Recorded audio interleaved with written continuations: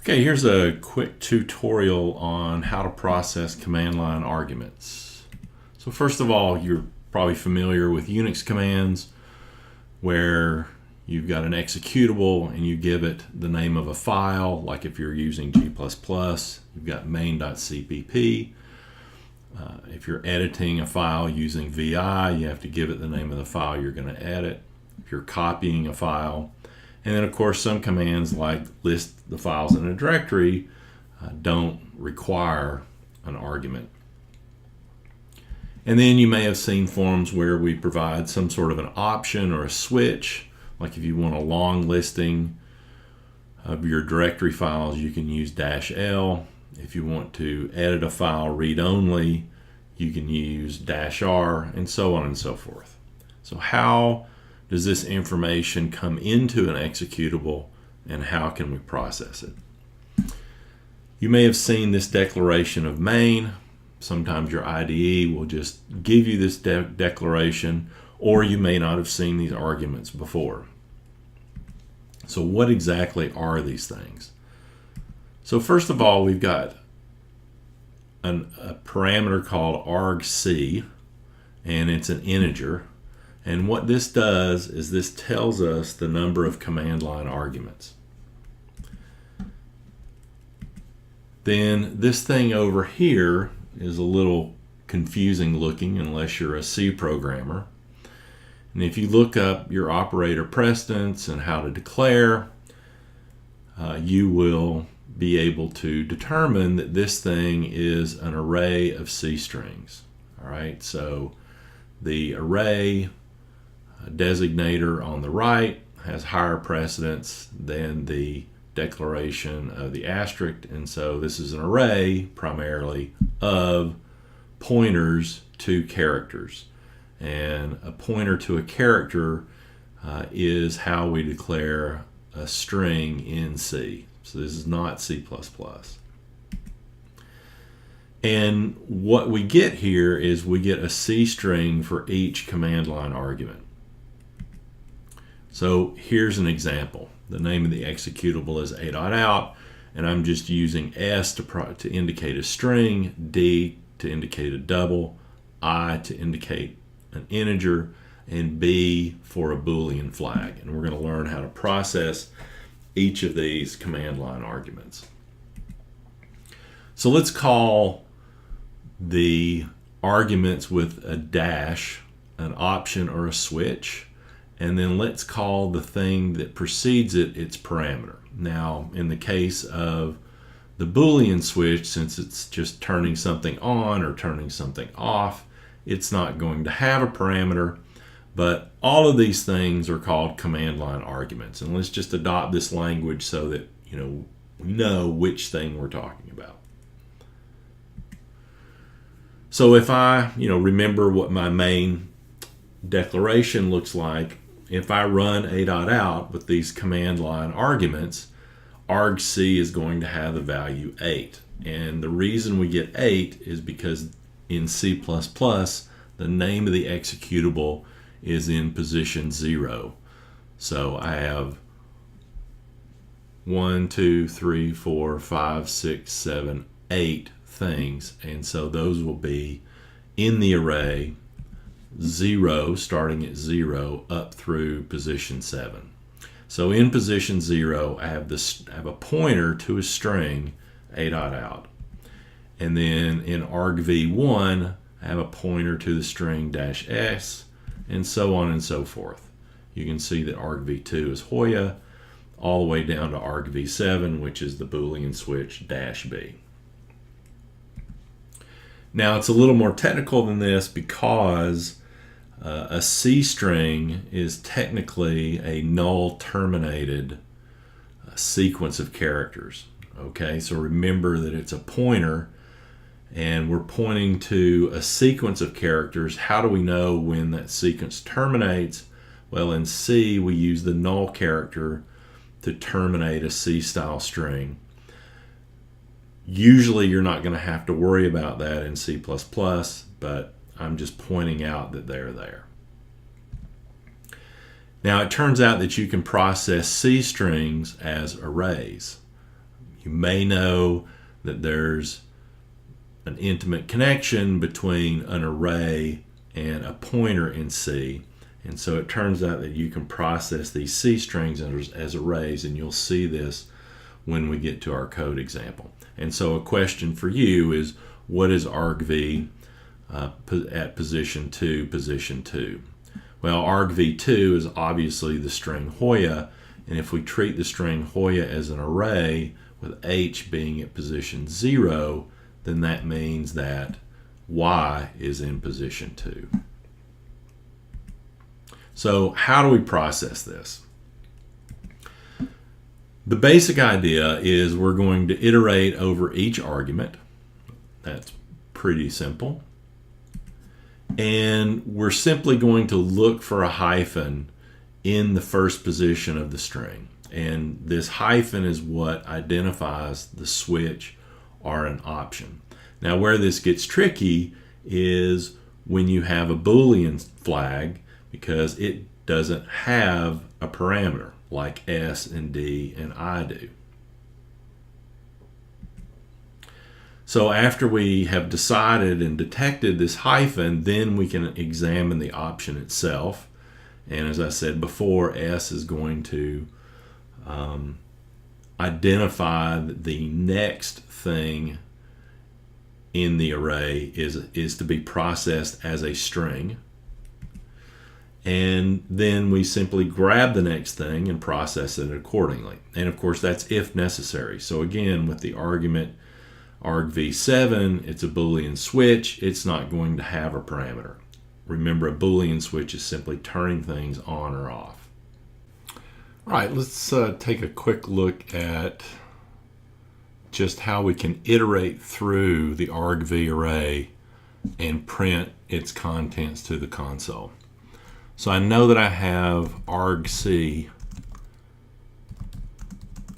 arguments in there, so I can just loop up to argc, and then I can print out argv, that position.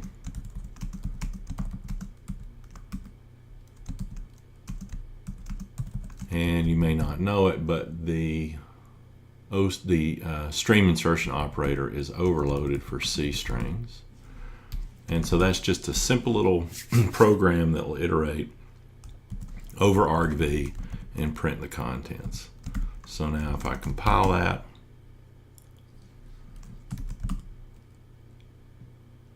I'm sure you probably saw that. And now I can type in my command line arguments.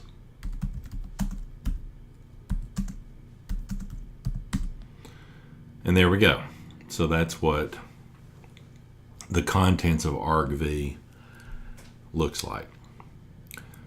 So now what we're going to do is process these so that I can pick out each individual one. So I'm going to start off with some basic declarations. Now what I'm going to do is I am going to iterate down using argc. And this is from Carnegie and Ritchie, which is a very well-known book on C programming. And so I'm going to iterate argc down. And what I'm going to do is I'm going to look for a hyphen. And in order to do that, I am going to dereference my pointer, argv, and then I'm going to increment it. So remember right now, when we enter this loop, argv is pointing to argv0, which is the executable name, and I want to get to the next thing in argv. And I can do that by incrementing the pointer, and then by dereferencing it, this gives me the C string, and I want to look at the first character of that C string. And if it is the hyphen, then I know that I have a command line argument. All right, so let me just go back through this one more time. So argv points to some array position. Currently, it's the first one, which holds the name of the executable. I want to increment it by one position, so that moves it to the second position in the array. Then I'm going to dereference that pointer to get a C string, and then I can use, since I can treat C strings like arrays, I can use the index operator to look at the character in the first position or in the 0 position of the array, and I can check to see if it's a hyphen. If it is, then I know that I have a command line argument. Well, to get the character of that command line argument, I can do the following.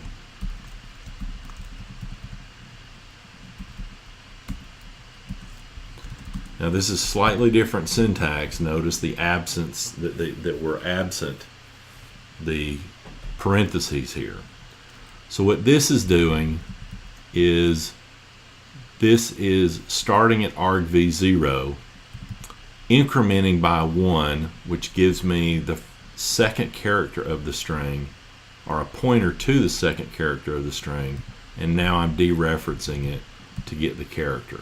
So the string, the character S, will now be stored in C.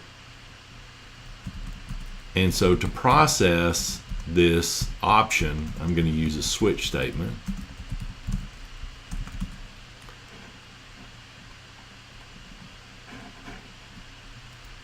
And let's worry about processing S first. Okay, so this is an example of how to handle a string.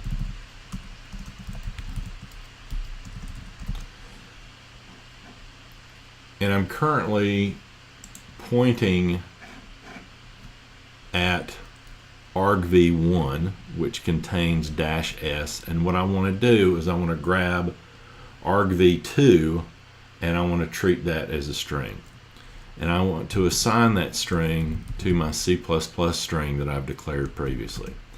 Well, to get to that string, I can again use this property of being able to iterate pointers. So what I want to do is, I'm sitting at argv1, I want to increment it by 1, so that now points to argv2, and then to get the C string I need to dereference it, just like that. And now I'm ready to go back up to the top of the loop. I'm going to increment, that will give me argv3. I'll check to see if it has a dash. So let me just see, let's print out S and see if we are handling this command line argument properly.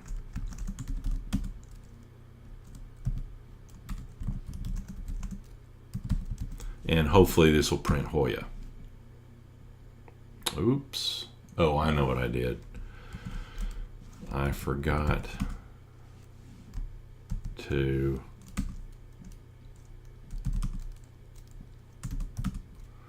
Does anybody know what I did? I have an infinite while loop here. So what I need to do is I need to decrement argc.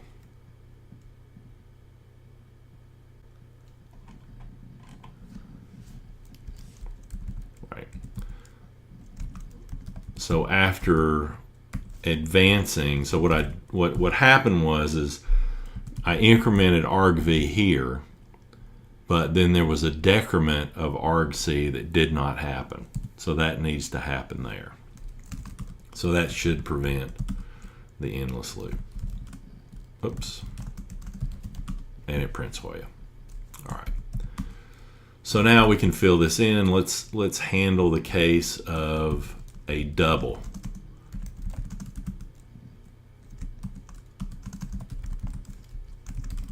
So for a double, what I want to do is I need to take my string and I need to convert it to a double.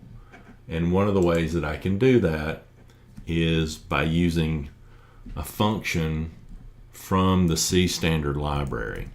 Okay, so first of all, the function is A to F, which is alpha to float. And I want to take the next string, so I can use this star plus plus argv. So that's going to give me a float value. Just to make things really clean, I'm going to static cast that. So I want to say that D, the variable that I'm storing my double in, is going to be the static cast of A2F of argv. And once again, I need to decrement argc. So let's see if this works. Oh, got to print it out.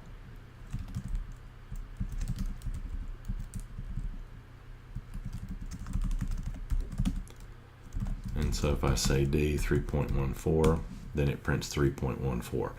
Now, one of the important things that one of the important logical things to capture is that you can process these command line arguments regardless of their order. Okay, so that is also something that this logic achieves. I mean, you can't expect someone to always enter the command line arguments or the options in some specified order. So one of the good things about this implementation is that the options can be in any order. So now we can do, I'm just going to do some quick rewriting here. Now I can handle the case of I.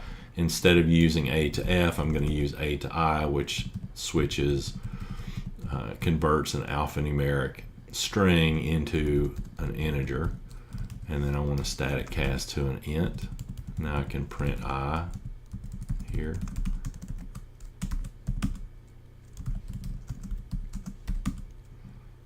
Oops. Oh, right. I'm getting the double output. Maybe I'll make things a little clearer here about what I'm actually getting.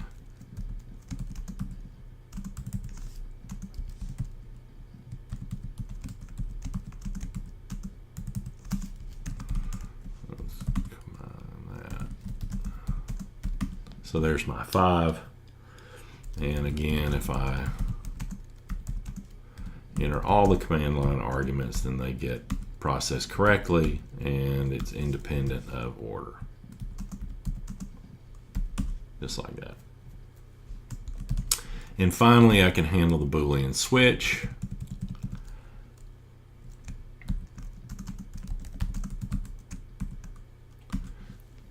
And by virtue of processing it, then I know that B is equal to true.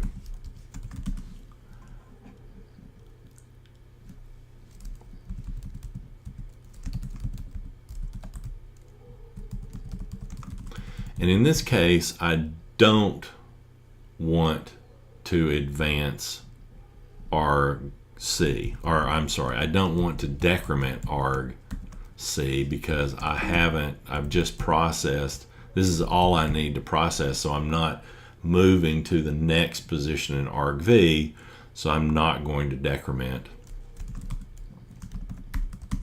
argc.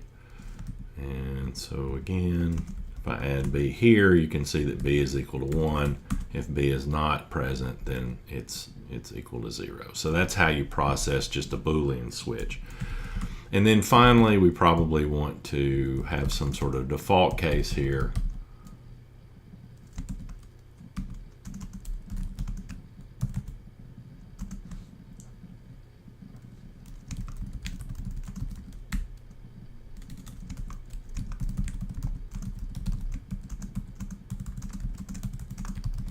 And I don't know, what do you want to do here? Do you want to keep processing? Do you want to terminate?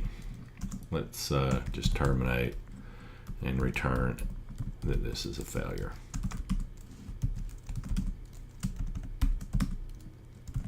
So now if I say Hoya and I do X, then it tells me I've got an illegal option X. Otherwise,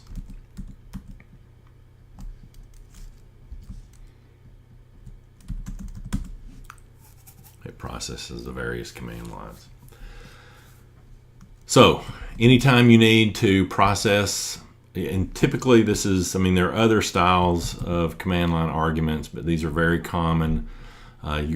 They're going to be a string, they're going to be a double, they're going to be an integer, and they're going to be a flag. And using this template, you can adopt it and process command line options as you need to. The final thing I'm going to show you is how to use getopt or getOption. This is a function that makes processing command line arguments a little easier. It's technically not part of C++, it's part of C. So to get access to this, you want to use this library, which I'm assuming means Unix standard. What is that library? Actually, I have to admit that I don't know.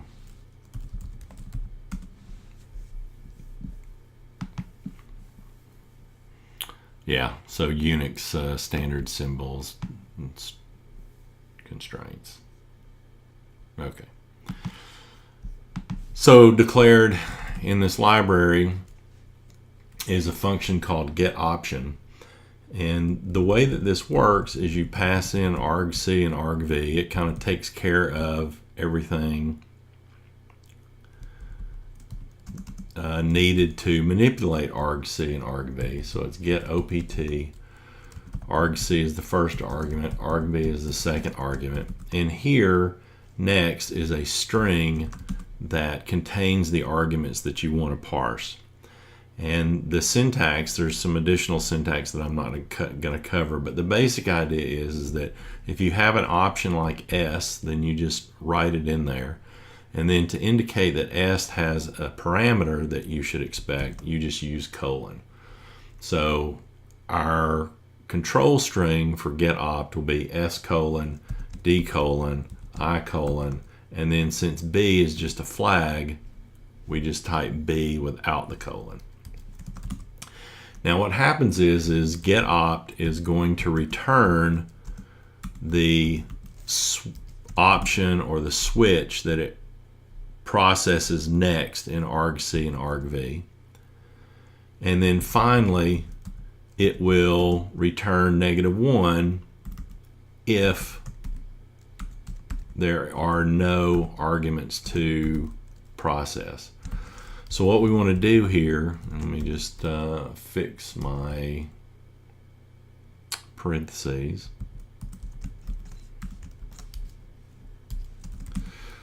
So we want to call getopt or getOption repeatedly. We're going to look for S, D, I, or B, and it is going to return S, D, I, or B in C, and then we can just switch on it just like we did before. Okay, and when we've processed all the command line arguments, then this expression will evaluate to -1, and we know that we can stop.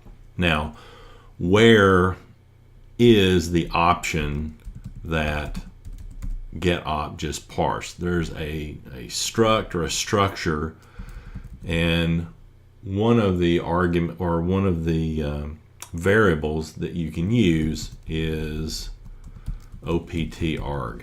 So this is the argument of the option, and I can just pass that. So for S, opt_arg is going to be the string that is the next argument in the array in the argv array.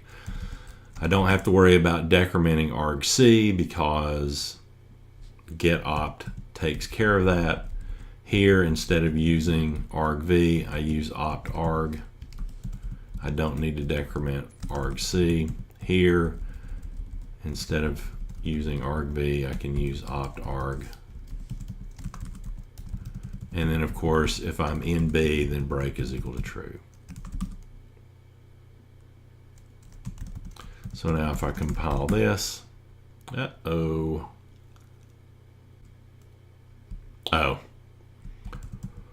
Sorry. Now I see what I did wrong. You probably saw that. It should be argv.